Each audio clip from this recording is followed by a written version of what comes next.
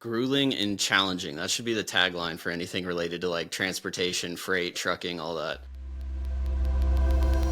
Hey everyone, Daniel here from the Truck Insurance Channel, and today I've got Jon Payne with me. Jon, if you want to introduce yourself. I've been in logistics now, supply chain, tech company at Loadsmart for 4 years, largely focused on trucking, but we work with all other modes as well. Well, man, thanks for coming on. Yeah. Happy to have you. Today we're just going to talk about some stuff around pricing freight, spot market, direct shippers, that type of stuff. So, Jon, I just want to start off. Tell us a little bit more about yourself, like backstory. Going Wall Street to now Loadsmart. I studied economics in college, went into finance, the good old Wall Street for my first few years, and then wanted to make a jump to something I think a little more grueling and challenging. Grueling and challenging. That should be the tagline for anything related to like transportation, freight, trucking, all that. When I studied economics, I was like, okay, this feels like some hoopla, and I want to go into the real world and work a real job. But I will say, the marketplace, the supply and demand, the kind of foundation that I was able to get from studying economics in school, for anyone who has taken any of those classes and then has worked in the freight industry or supply chain industry, I think would realize there is a ton of stuff there that applies in the real world for freight. The parallels between the finance industry and how all of the tech flooded there in early 2000s, and the algorithmic trading that kind of was built around things like that, and the quick decisions, and the commodity pricing, those types of parallels, I think is how Felipe Capella then thought of, hey, we need some sort of pricing strategy, analytics, machine learning based model to bring to this space for trucking. Nice, man. I always find it interesting, like the roads that bring people to transportation, like in whatever capacity. It's like no one grows up thinking, yeah, I'm going to be on the pricing strategy team at a smart brokerage, right? Like a tech brokerage. Well, let's get into some of the pricing stuff that y'all actually do. I know there's like forecasting, spot market stuff. Can you explain a little bit about that?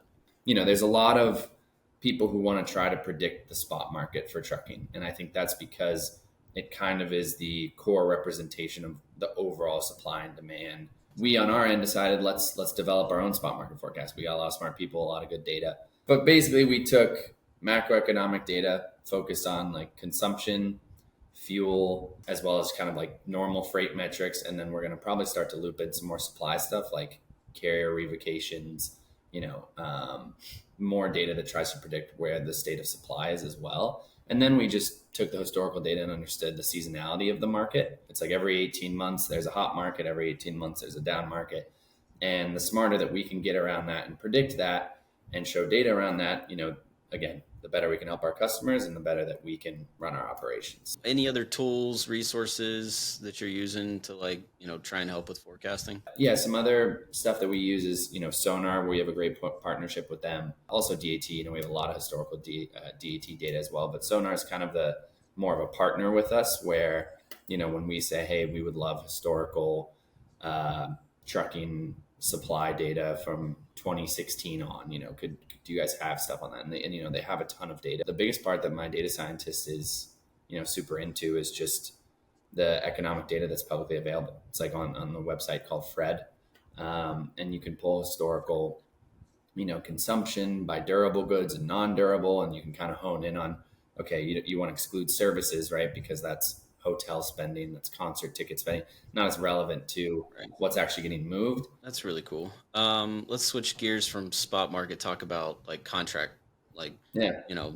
direct shippers, contract lanes, all that good stuff. What Loadsmart was founded on was that instant pricing spot model.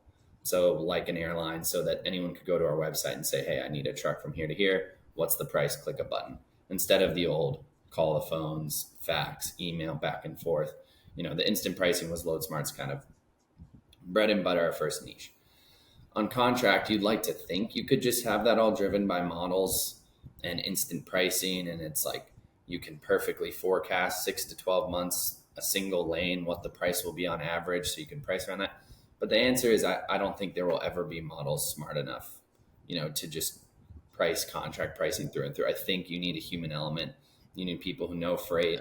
You need people who are talking to truckers. You need people who know markets. You've got the economy, and the economy drives, a bunch of change within the freight market, and it influence demand if the consumer is, interest rates are high. Then you've got the freight market that acts as its own beast, labor laws for trucking that can contract supply, inventory stocking for some of the big retailers that can completely drive demand, all these different market dynamics for just freight. I've seen a lot about that. Just like tracking inventory Yeah, levels. yeah, that's a hot topic right It's now. been something I've been kind of interested in. Yeah, and we can expand on that. But so you've got the economy, you've got the freight market, and then I think what people forget and why contract pricing is so hard, you then have individual markets on basically millions, hundreds of thousands of lanes, across the US.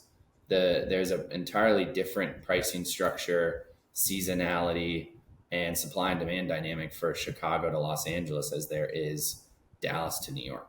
What we do is we focus on where do we have the best data, one. Where do we have lanes that we have run through multiple market cycles so that we know, okay, we think this is the market cycle we're in, and this is what rates were like in the market cycle that was similar. Let's apply something like that, recognizing that we're taking a risk. We have a capacity development team that's broken out by regions, Southeast, Midwest, East Coast, whatever you want to call it. And they are talking to carriers. They know what a fair rate is. That's a bit of an overview. I'd say it's a combo of data and models and all that fancy stuff with, on the contract side, a lot more heavy human element with our people who really know freight. I've got a little bit of a hunch. I feel like some of the more traditional seasonal shifts or like seasonal, things that we experience with freight have shifted a little bit. Do you notice that? Because I'm not looking at it at the level you guys are by any means. But yeah, like the type of freight, mode, whatever. I feel like some of that's shifted a little bit ever since, COVID and everything.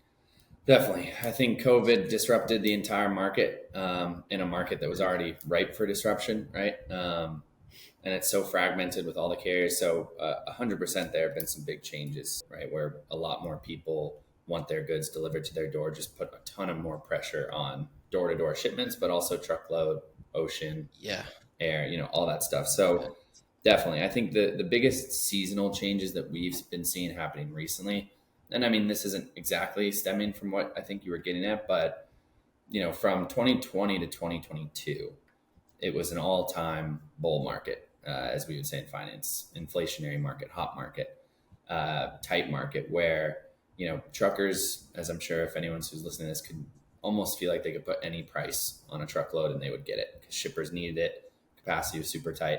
And I think that stemmed from that disruption.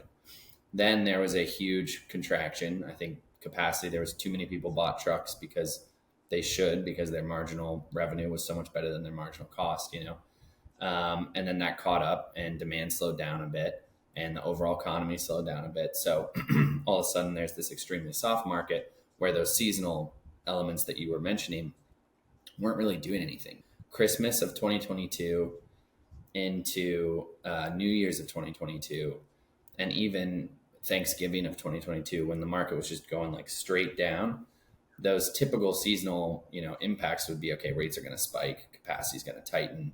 It's not going to be, but there was just such a overload of trucks on the road that we didn't see any rate increases. We didn't see any disruptions, anything like that, because of how soft of the market was. And then finally, we are now starting to see, this previous July 4th, as we come out of this soft market, as we're just starting to turn the page. And, this hurricane disruption from this week, we are starting to see, okay, the excess capacity isn't just absorbing all of this. Now it's like kind of impacting prices. And that's when you start to see a more normalized market. Yeah. I'll take a normal market over a soft or tight, insane market. Cause during COVID, things were crazy. I think anyone who's listening to this, unless they're a shipper, I think they would like a more normal market as well. Just good, steady growth is yeah, the thing, right? That's fine. We're not asking for rocket ship upward. We had that in 2020 to 2022, just something a little more normal. Well, I really appreciate you coming on. Anyone has comments, questions, put them in the comments down below. Also check out the links. We'll put some links to things we were talking about, different reports. Yeah, man, I really appreciate this and hope to have you on again later on. We'll talk some more. Sweet. Thank you, Daniel. This was great.